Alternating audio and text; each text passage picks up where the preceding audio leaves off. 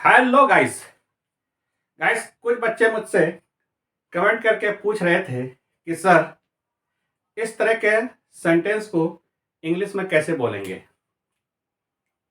उनमें से कौन, उनमें से कौन, इनमें से कुछ या उसमें से कुछ, उनमें से कोई भी नहीं, उनमें से कोई भी नहीं, इस तरह के सेंटेंस को इंग्लिश में कैसे बोलेंगे। Don't worry my dear students, आज मैं आपके कंसेप्ट को क्लियर करने के लिए आया हूं कि इस तरह के सेंटेंस को हम कैसे बोलेंगे। उनमें से कोई भी नहीं, उनमें से कोई भी नहीं, उनमें से कोई भी, या उनमें से कौन, या उनमें से कुछ, उनमें से कुछ, उनमें से कोई भी नहीं, उनमें से कोई, उनमें से कौन। तो घबराइए नहीं, आज अभी और इसी वक्त मैं आपके डॉट को क्लियर कर देता हूं। पूरी जानकारी लेने के लिए हमारे वीडियो को अंत तक देखें। और अगर किसी टेक्निकल प्रॉब्लम के कारण अगर गाइस कुछ छोटा दिखाई देता हो तो उसका स्क्रीनशॉट ले ले और उसे जूम करके देखें और सही लिखे, सही सही पढ़े। और हाँ, हमारे लेक्चर को जरूर सुने। आप हमारे लेक्चर को सुनकर लिख सकते हैं और समझ सकते हैं। आइए देखिए, मैं एग्जाम्पल के साथ एक एक सेंटेंस को क्लियर करता हूं। आइए देखिए, उनमें से कुछ, उनमें से कुछ, इसका इंग्लिश होता है सम ऑफ देम या सम ऑफ दोज। आपने क्या सुना? सम ऑफ देम या सम ऑफ दोज, उनमें से कुछ।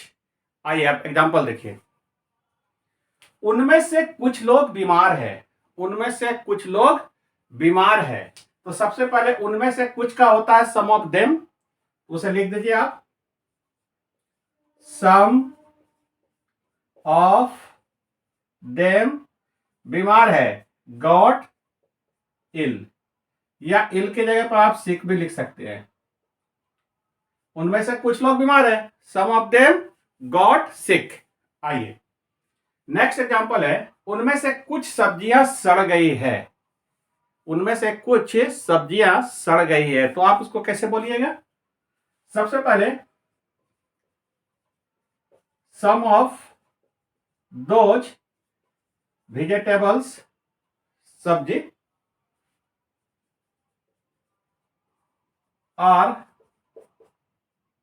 रॉटेन। ओके, उनमें से कुछ सब्जियां सड़ गई है। अब सब्जियां की जगह पर कुछ भी हो सकता है, अंगूर हो सकता है, केला हो सकता है, नाशपाती हो सकता है, सेब हो सकता है, कुछ भी हो सकता है।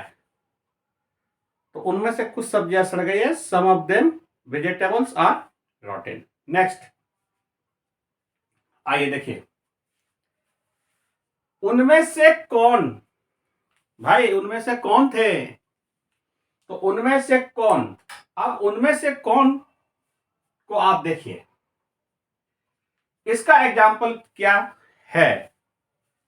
उनमें से कौन तुम्हारे शुभ चिंतक है? सबसे पहले शुभ चिंतक का इंग्लिश मीनिंग होता है वेल विशर।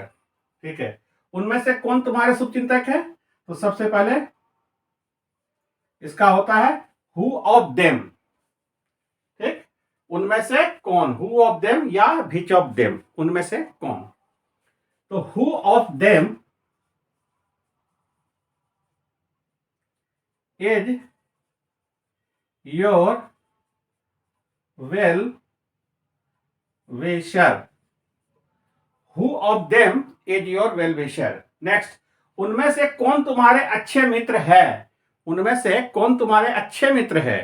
तो अच्छे मित्र को आप क्या कह सकते हैं? बेस्ट फ्रेंड बोल सकते हैं, बुजम फ्रेंड भी बोल सकते हैं, फास्ट फ्रेंड भी बोल सकते हैं, चम फ्रेंड भी बोल सकते हैं, गुड फ्रेंड भी बोल सकते हैं। सिंपल। तो अच्छा रहेगा कि आप बुजम फ्रेंड बोलिए या बेस्ट फ्रेंड बोलिए। तो उनमें से कौन तुम्हारे अच्छे मित्र है? तो सबसे पहले लिखिए इसमें, who of them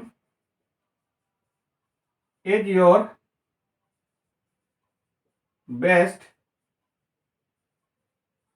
friend.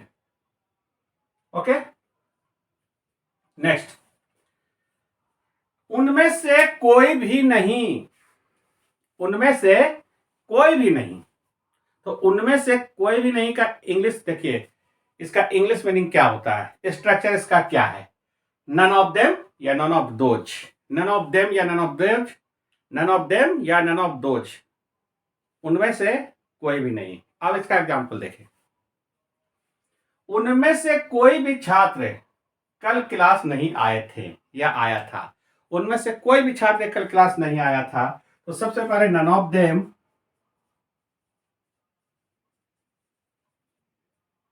Students came to class yesterday, क्योंकि बीता हुआ कल है, पास्ट में है तो यस्टरडे। ओके, नेक्स्ट एग्जांपल है, उनमें से कोई भी नहीं मेरे बर्थडे में आया, उनमें से कोई भी नहीं मेरे बर्थडे में आया। अब देखिए, नन ऑफ देम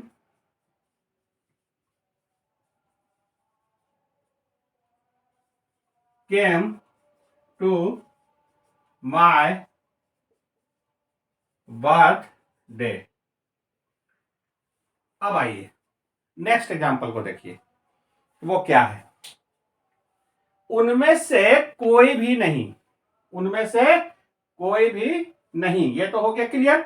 अब नेक्स्ट देखिए, उनमें से कोई भी, उनमें से कोई भी, देखिए जरा जरा सा ट्विस्ट है, उनमें से कोई भी नहीं, नहीं हटा दीजिए, उनमें से कोई भी, इसका होता है इंग्लिश में स्ट्रक्चर एनी ऑफ देम या any of those, any of them या एनी ऑफ दोज, उनमें से कोई भी।